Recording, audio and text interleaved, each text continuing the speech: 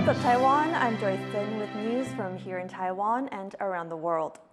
Taiwan has won gold at its final event at the 2024 Olympics. Leslie Liao reports from Paris.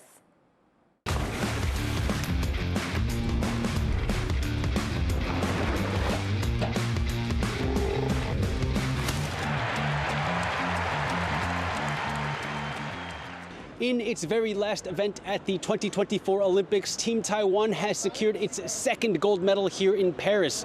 Boxer Yu-ting beat Polish opponent Julia Jeremeta in the women's featherweight finals on Saturday. Like all of her other matches here at the Paris Games, Ling won by unanimous decision.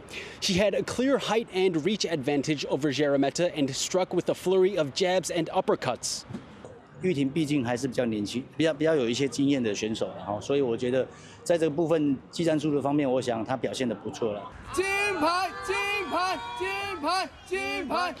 Ling is not only the first ever Taiwanese boxer to win an Olympic gold medal, she's also the first ever Taiwanese boxer to make it into an Olympic gold medal match. 我觉得这块金牌不仅是对于我个人，更是对于台湾一个蛮重要的里程碑啦。不仅是台湾体育，或是台湾的拳击，都是一个非常重要的里程碑。那今天拿到这块奖牌，这块金牌，在奥运场，尤其是在奥运场上，也就是证明了说，我们台湾人也可以做得到。 Ling's rise to the top of the podium was dogged by questions over her gender eligibility. The controversy started when she failed an undisclosed test by the International Boxing Association in 2023. That's an organization that was stripped of its role as the governing body of Olympic boxing last year after a series of scandals. But despite being cleared to compete by the Olympics Committee, it didn't stop speculation about her gender. One of Ling's biggest critics throughout this controversy has been J.K. Rowling. Ling's coach had some words for the writer after the gold medal match. 好，谢谢你的无地释放，让全世界看到了台湾的骄傲。 Ling is not a transgender woman. She was born female at birth, and both the Taiwanese government and the International Olympic Committee have come out in support of her. Ling has said that blocking out the noise is part of being an athlete. 身为运动员，就是专注在场上的每一个时刻，那不要轻易的被影响，因为如果你被影响了，那就代表人家的战术成功了，那你这样就不会是一位好的选手。 And Taiwan's sports administration head says that Team Taiwan will invite Ling to be the female flag bearer at the Olympic closing ceremony, an offer that Ling has accepted. 毕竟开幕我有去嘛，那因为下雨，就是站的位置又不对，所以没有什么我的画面。那这一次就是当然很荣幸能够代表台湾，然后升任这个掌旗手。 With the addition of Ling's gold medal, Team Taiwan has tied for its highest Olympic gold medal count at 2 here in Paris. The last time Taiwan won 2 gold medals at the Olympics was in Tokyo in 2021 and Athens in 2004. Team Taiwan ends the Paris Olympic Games with 7 medals. That's 2 gold and 5 bronze. Howard Zhang, Lian Lian, and Leslie Liao in Paris, France for TaiwanPlus. Meanwhile, at home, Ling Yu-ting's fans are celebrating the boxer's win, which is Taiwan's first ever Olympic gold in the sport.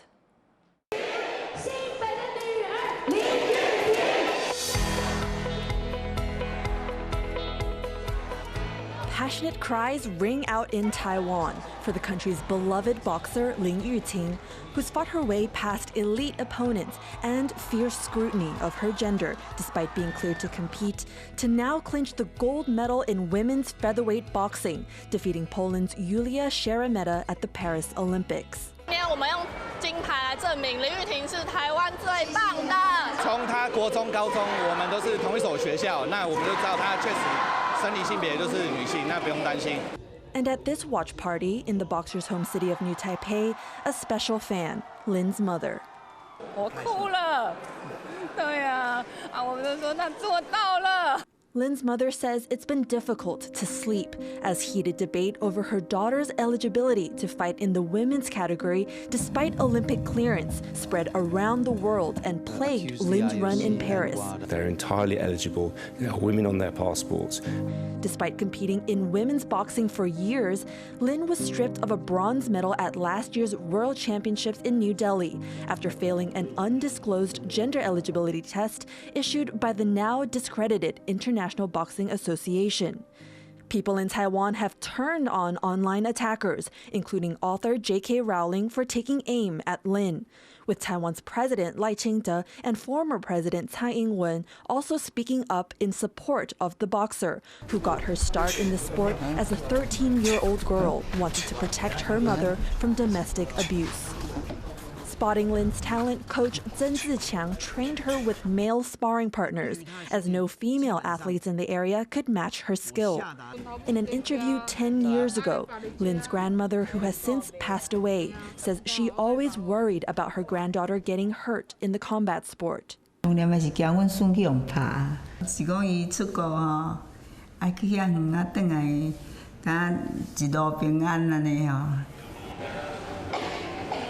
Speaking to TaiwanPlus in the lead-up to Paris, Yu-ting looked back on her 15-year career, which has included runs in the Tokyo 2020 Olympics and 2022 Women's Boxing Championships in Istanbul. Through it all, it's her love for the sport that's gotten her through the wins, the losses, and the noise. 就是如果说再重来一次，让我投胎再重来一次，我可能还是会选拳击。 Now, Lin brings home a historic gold, Taiwan's first ever Olympic top medal in boxing, capping off a long journey of redemption for the fighter. Patrick Chen and Joyce Chen for TaiwanPlus.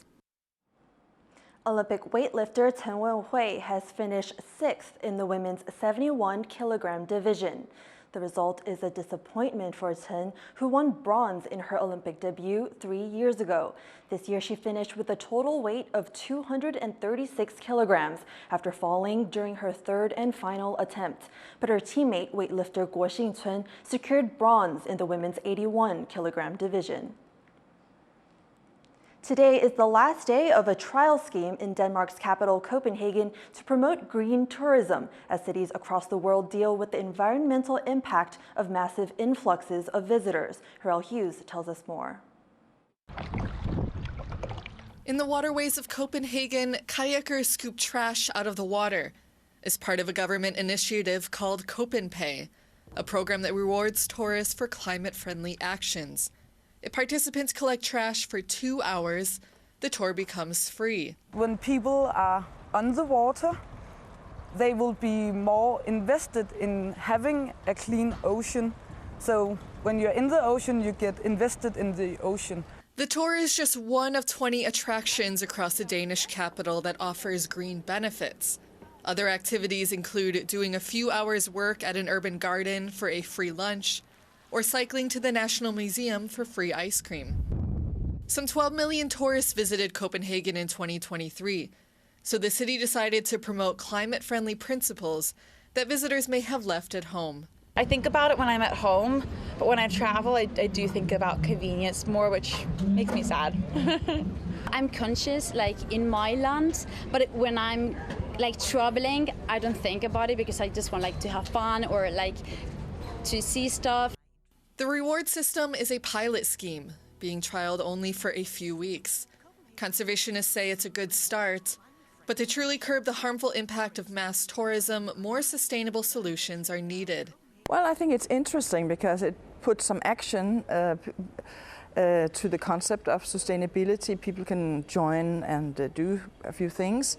I don't think as such it does a lot of clean up, or it's not like going to solve the world's problems to pick up a few pieces of plastic here and there.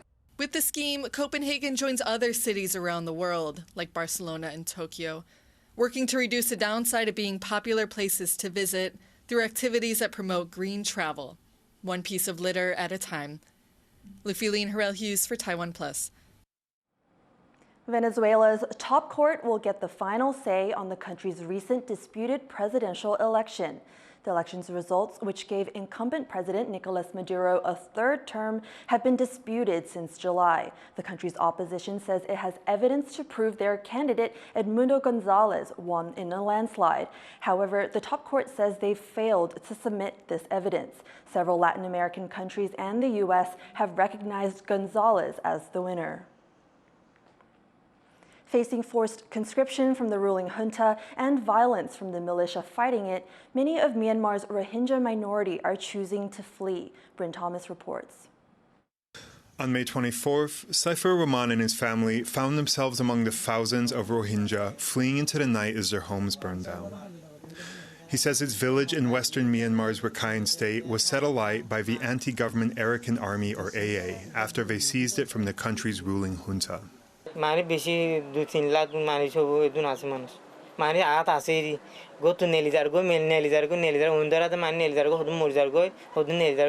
Saifur says his brother was shot and killed, and his parents are missing and presumed dead. Months later, he and his wife have joined the nearly 1 million Rohingya refugees living in deteriorating conditions in neighboring Bangladesh.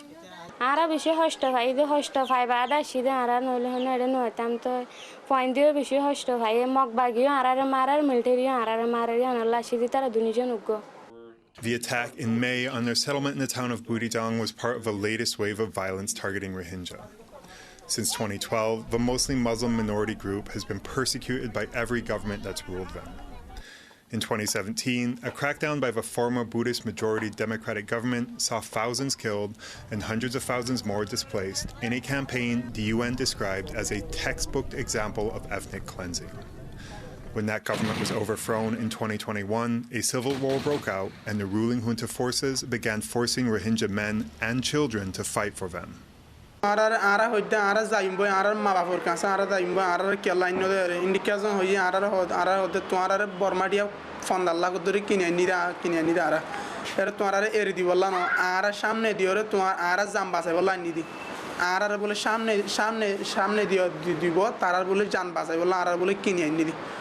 The Arakan Army, one of the many ethnic militias fighting the government, proved no better when they captured Butidong in May.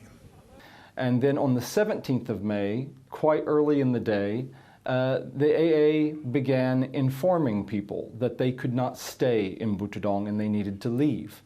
And of course, a lot of the Rohingya, particularly with the lessons of 2017, where they know that if you leave a home, you don't return. The AA denies burning the village when the Rohingya inhabitants refused to leave and said the fires were started by government bombs. But their version of events doesn't add up. We have not been able to verify these accounts of individuals saying that the AA started the fires. We strongly suspect that is the case. Because, again, they were the only armed actors in the town at the time. The fog of the ongoing civil war is proving to be ample cover for those committing violence against the Rohingya. And when the war ends, it seems unlikely that any of the factions would protect their rights. And so, many Rohingya are left with no choice but to leave. But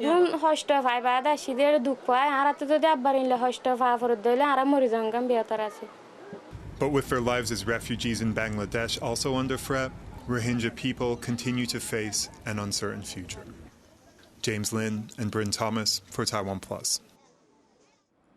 Several hotels in the southern city of Kaohsiung have been fined for illegally raising prices during busy travel weekends. Kaohsiung is a popular tourist destination and home to the country's largest concert venue. Last year, the city hosted 117 concerts, attracting nearly 1.5 million visitors. City officials noticed hotels and other homestays illegally raising prices to coincide with busy concert weekends. 针对本市旅宿，一共进行了2216家次，高达了14824个房间，裁罚了305件，希望透过积极管理来维护旅宿市场的秩序。Thank you for watching What's Up Taiwan. You can visit the TaiwanPlus website or follow our social media for more of our stories.